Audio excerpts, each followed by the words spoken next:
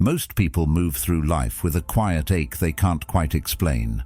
They wake up tired, drift through their days overwhelmed, and go to bed with that nagging question, is this all there is? It's not a lack of effort. It's not laziness or apathy. It's the absence of something deeper, a compass, a sense of direction when life gets noisy and chaotic. And that's exactly where Stoicism comes in, not as a dusty philosophy, but as a way of life grounded in four timeless virtues: courage, discipline, justice, and wisdom. These aren't just lofty ideas. They're practical tools, anchors for a life of clarity, strength, and resilience. Courage moves you when fear says freeze. Discipline keeps you steady when motivation disappears. Justice gives your strength meaning. And wisdom cuts through the noise and brings everything into focus. So if you've been feeling unmoored, like you're just reacting instead of leading, this is your invitation to something better. And if you're finding value in this space we're building together, I'll ask one simple favor. Hit the subscribe button. It's free, but it makes a real difference. Let's begin where every transformation starts, with courage, because the more you reflect on it, the more you realize everything hinges on this one word. And courage. It's not always loud. It's not just for the battlefield or the spotlight. It's found in the quiet, uncomfortable moments no one ever sees. It's the courage to be honest in a world addicted to pretending. The courage to forgive someone who isn't even sorry.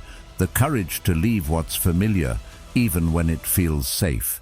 And most of all, it takes courage to be yourself, especially when yourself doesn't fit the mold. Carl Jung said it best. The privilege of a lifetime is to become who you truly are. But what he didn't say outright is how terrifying that can feel. Because the moment you stop pretending, you risk being seen. And being seen means being judged, or misunderstood, or rejected. But here's what Stoicism teaches us. Being misunderstood is not the problem. Living a life that's not yours is. Marcus Aurelius reminds us again and again that we were made for something more. He wrote, "Waste no more time arguing what a good man should be. Be one." That's the Stoic way. Not to wait for the fear to go away. Not to debate endlessly about what the right thing is, but to act, to stand up, to live out the values we talk about. Let's zoom out for a second. Why does this matter so much? Because if you let fear run the show, your world gets smaller. You say no to more things. You avoid risks. You duck from growth. And one day, you look around and realize you've built a life not from passion, but from avoidance. That's not life. That's survival on mute. Fear is clever. It disguises itself as logic. It tells you to wait until the timing is right, or play it safe just in case, or my personal favorite, what will people think? But as the Stoics would say, those people, they're not in the arena with you. Their opinions won't live with the consequences of your inaction. You will. Think about it like this. You're standing on a cliff, not a dangerous one, but the metaphorical kind. Below is everything you've outgrown. Behind you is everything you've already done. And ahead is the leap, the new thing, the truth you keep trying to ignore. Maybe it's starting a business, or ending a relationship, or moving across the country, or telling someone how you really feel. You know you need to jump, but your legs won't move. This is the moment where most people shrink. They turn around. They walk back to the comfort zone, and they call it logic. But the Stoic path? It asks for more. It asks you to jump with fear still in your chest. It asks you to trust that your wings will grow on the way down. Because here's the paradox. You don't build courage by thinking about it. You build courage by using it. Every time you push past the fear, even a little, you send yourself a message. I can do hard things. And that message rewires you. It becomes your inner voice, not the one that says, "What if you fail?" but the one that says, "What if this changes everything?" Socrates once said, "The unexamined life is not worth living." I'd add to that, the unlived life isn't either, and a life lived in fear isn't truly lived. It's delayed, postponed, watered down. Let's break it down into something you can actually do. Don't try to conquer fear all at once. Start tiny. Send the email. Sign up for the class. Speak the truth in one conversation. Just one uncomfortable action per day. That's it. Nothing fancy. One small moment where you feel the fear and do it anyway. Stack those day after day and watch what happens. You begin to feel lighter, stronger, like someone you trust. Here's the magic. Fear doesn't disappear, but your relationship to it changes. It becomes familiar, like background noise. You feel it, nod at it, and move anyway. That's what courage looks like. Not loud, not flashy, just steady. Plato taught that courage is knowing what not to fear. That's so important. Most of us are afraid of the wrong things. We're afraid of what they'll think of us, of looking stupid, of getting rejected. But we're not afraid enough of staying stuck, of losing years to hesitation, of becoming strangers to our own potential. Let that sink in. We fear failure more than we fear wasting our life. Let me ask you something straight up. What would you do if you weren't scared? What would you chase? What would you change? Who would you be? That version of you, it's not a fantasy. It's just on the other side of a choice. One choice. And you can make it right now. But here's the thing, and this is where we transition. Courage gets you started, but it doesn't carry you through. You can be bold today and still fall off tomorrow. You can face your fear in the moment and still fall back into old patterns next week. That's where the next Stoic virtue comes in. You've had your moment of bravery. You said the thing. You showed up. But now, can you stay the course? Can you keep showing up when no one's watching? Can you choose progress over comfort, not just once, but over and over again? That's not courage anymore. That's discipline. Here's the thing nobody tells you about discipline. It's not loud. It doesn't announce itself. It doesn't get likes or retweets. It happens in quiet places, behind closed doors, early in the morning, late at night, when no one's watching and no one will ever know. It's built in those tiny, invisible moments where you make a choice, comfort or growth, rest or reps, delay or do. And most people don't even realize those moments are choices. But they are. Every time you hit snooze, every time you quit early, every time you do it later, you're training something. You're building habits whether you mean to or not. And the scary part? Your brain keeps score. As Carl Jung said, until you make the unconscious conscious, it will direct your life and you will call it fate. Discipline makes you conscious, aware. It shines a light on the quiet deals you make with yourself, and it dares you to stop breaking them. The Stoics knew this centuries ago. Marcus Aurelius, Emperor of Rome, most powerful man in the world, still had to drag himself out of bed in the morning. One of his most famous passages in Meditations is literally him giving himself a pep talk. At dawn, when you have trouble getting out of bed, tell yourself, I have to go to work as a human being. That's not weakness. That's the truth. The man had everything, power, luxury, control, and still had to fight the same internal war we do. Because discipline isn't about having it all together. It's about choosing to show up, even when everything in you says don't. You ever noticed how easy it is to make promises to other people, and how hard it is to keep the ones you make to yourself? Why is that? Why is it so hard to write that page a day, or commit to eating clean for a week, or finally start that course you keep talking about? It's because self-discipline is the highest form of respect, and most people have never learned how to respect themselves in action, not just theory. But every time you keep a promise to yourself, no matter how small, your self-respect grows, slowly, steadily, quietly. And eventually, you start seeing yourself as the kind of person who follows through. You trust yourself. That's rare. That's real power. Here's something to consider. Discipline is love, but not the soft, romanticized kind. It's the tough, boundary-setting, structure-giving kind. It's the voice that says, "I care too much about you to let you sabotage yourself again." It's the version of you that refuses to keep repeating the same story. It's not about punishment. It's about freedom. Think about that for a second. Discipline creates freedom. When you build discipline around your money, you don't panic when the car breaks down. When you build discipline around your schedule, you have time to think, create, breathe. When you build discipline around your health, you don't need to fear every new diagnosis or trend. Discipline takes the chaos of life and builds a rhythm out of it. A beat, a groove, something you can move to, something that holds you steady when everything else feels out of control. Plato once said, "The first and best victory is to conquer self. To be conquered by self is of all things the most shameful and vile." And that's a harsh truth, but an honest one. If you can't lead yourself, how can you expect to lead anything else?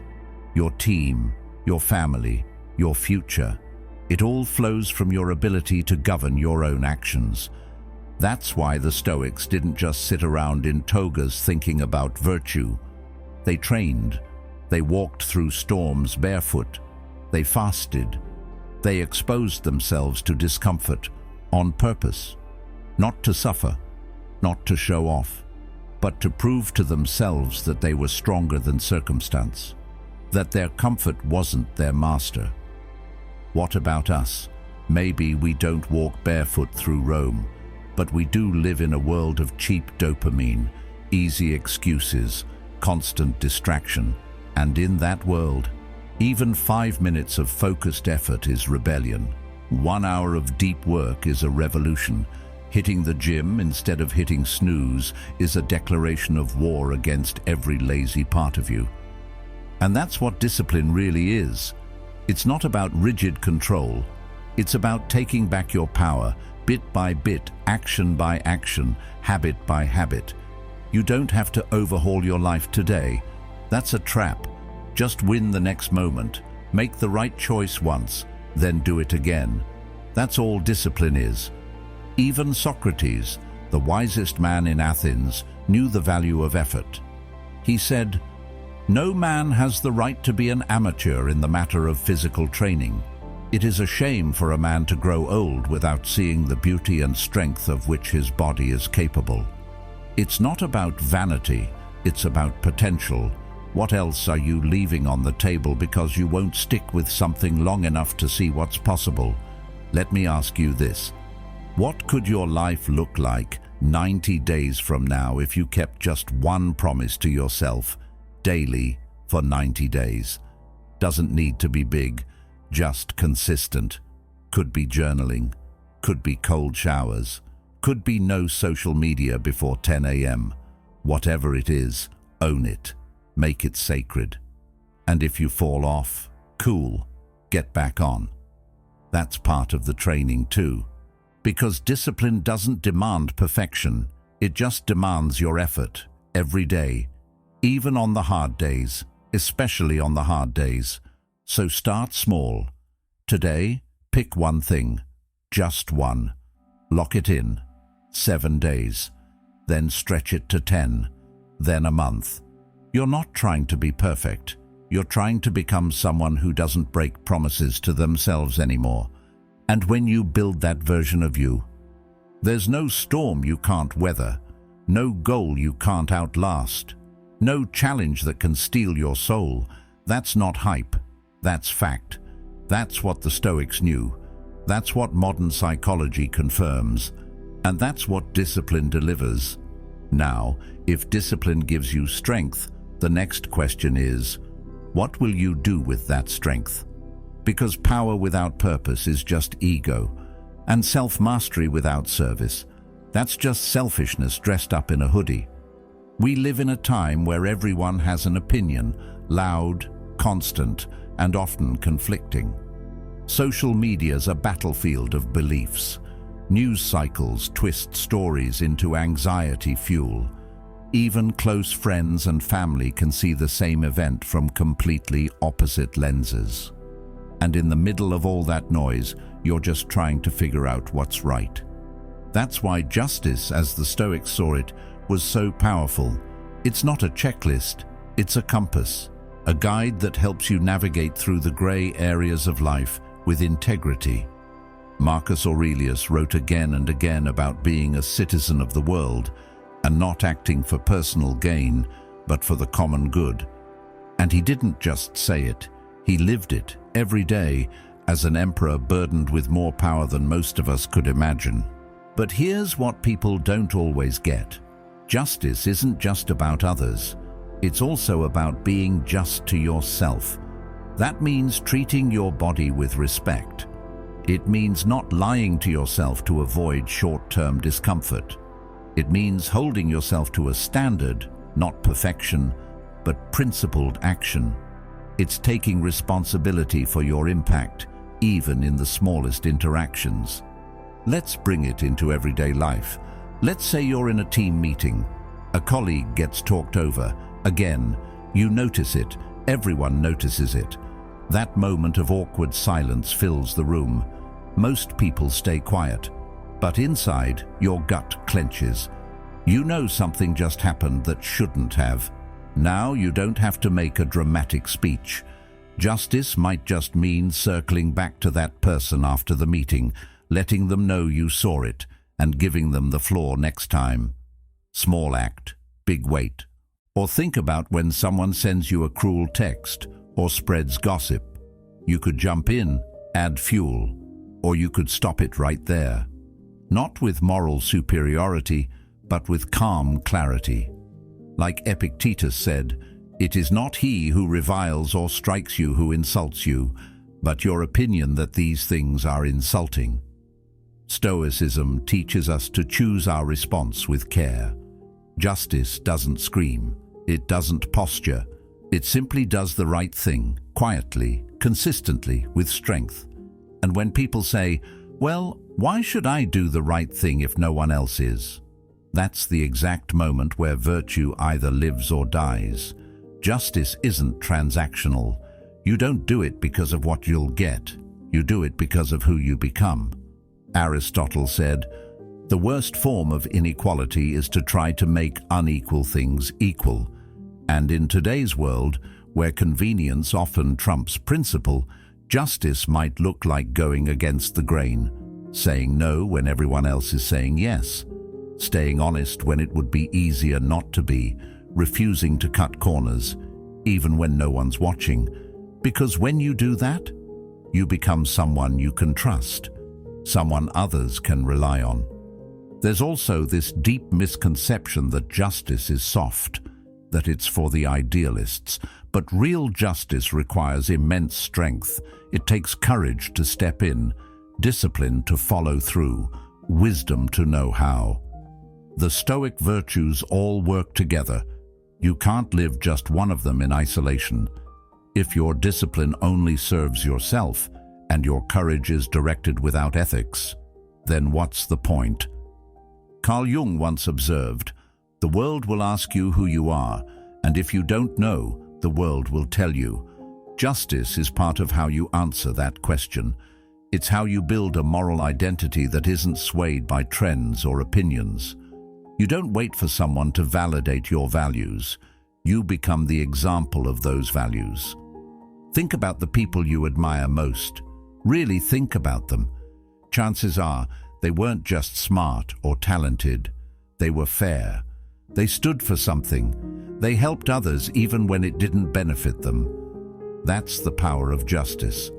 It echoes. One act can inspire 10 more. Now let's zoom out. Let's say you spend months building discipline. You've mastered your routines. You've silenced your fear. You've even started stepping up for others. But then a moment comes, one you didn't see coming, a moral fork in the road, and suddenly all the certainty fades. This is where justice hands the baton to wisdom, because life won't always give you clean, black and white answers. Sometimes justice and practicality pull in different directions. Sometimes your principles get tested by messy realities. You won't always know what to do. So how do you see clearly when everything feels blurry? That's where wisdom steps in, the virtue that ties it all together. The one that helps you not just act, but act well. And that's what we're diving into next. The virtue that lets you cut through the noise.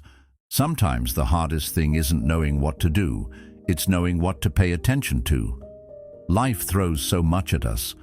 News alerts, social media scrolls, everybody's got an opinion, and somehow they all sound urgent.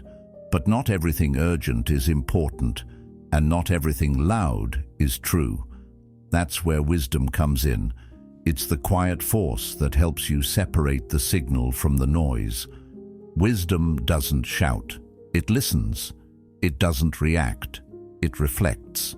It gives you that crucial pause between stimulus and response. That little space where you can choose your next move instead of just getting yanked around by emotion or impulse. As Epictetus said, we have 2 ears and 1 mouth so that we can listen twice as much as we speak. And when you really live by that, you start to see things for what they are, not just how they feel in the moment. Stoicism isn't about being cold or emotionless. It's about not letting your emotions drive the car. Emotions are passengers. They can ride, but they don't get the wheel. Wisdom is the one who should be driving, and it doesn't always know the exact destination, but it knows how to read the map.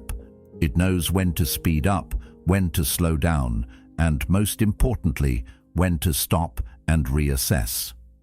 Right now, everything's moving fast. Attention spans are shrinking. People scroll through opinions like they're disposable. But wisdom isn't fast food. It's slow cooking. It's showing up every day, reading a little, writing a little, thinking a lot. It's learning through trial and error, falling down, asking why, then trying again with more understanding. Carl Jung said, "Wisdom begins when you stop blaming others for your troubles." That's not just a line, that's a life shift. When you stop outsourcing your peace, your clarity gets sharper. And let's not kid ourselves. Wisdom is rare because it's hard. It requires humility. The kind of humility that says, I don't know everything. In fact, I probably know very little, but I'm willing to keep learning. Socrates, who we often think of as the smartest man of his time, was famous for saying, I know that I know nothing. That wasn't defeatist, it was powerful. Because when you admit you don't have all the answers, you become someone who can actually find them. Plato believed that wisdom was tied to the soul's ability to see the truth, even when it's hidden beneath layers of distraction and deception. In a world full of filters, literal and metaphorical, that's more relevant than ever. How often do we mistake popularity for credibility, loudness for insight, a hot take for a hard truth? Wisdom cuts through that. It's the internal compass that doesn't sway with the trends. It doesn't care about the algorithm. It's rooted in reality, grounded in values, and it's patient. Unlike the instant gratification of modern life, wisdom plays the long game. It's not about winning arguments, it's about understanding people, including yourself. Think of it like this. You're driving through a storm. The road is slick. The view ahead is blurry. You can't stop the rain. That's life. But what you can do is turn on the wipers. That's wisdom. It doesn't erase the problems. It just helps you see clearly enough to navigate them. It reduces the panic, increases your chances of moving forward without crashing. So how do you train wisdom? You don't download it, you practice it. One of the best tools, journaling. Yeah, I know it sounds basic, but it's powerful. At the end of the day, take 5 minutes. Ask yourself, what did I learn today? What did I do well? Where did I mess up? What would a wiser version of me do next time? That kind of self-inquiry sharpens your thinking. It brings awareness to patterns, and it forces you to pause, reflect, and grow. And you don't need to write a novel. 1 page is enough, even a paragraph. Wisdom builds slowly, but it builds strong. As Aristotle said, knowing yourself is the beginning of all wisdom. Every time you reflect honestly, you're moving closer to that kind of knowledge. And that knowledge helps you navigate decisions, big and small, with more clarity and confidence. Let's be clear, wisdom isn't perfection. Wise people still make mistakes, but they learn faster, they spiral less, they recover with purpose because they've built that inner guide, they've sharpened their discernment. And over time, that becomes one of the most powerful assets you can have in this world. So here's the takeaway. Don't chase wisdom like it's a destination. Build it like it's a muscle. Read more, reflect daily, seek truth even when it's uncomfortable, and be willing to change your mind when the facts change. That's not weakness, that's growth. And remember, this journey through the Stoic virtues, it doesn't end with wisdom. It's where everything comes together. Courage helps you step up. Discipline helps you stay the course. Justice tells you where to aim. And wisdom makes sure you don't miss. The world is chaotic, loud, uncertain. But you don't have to be.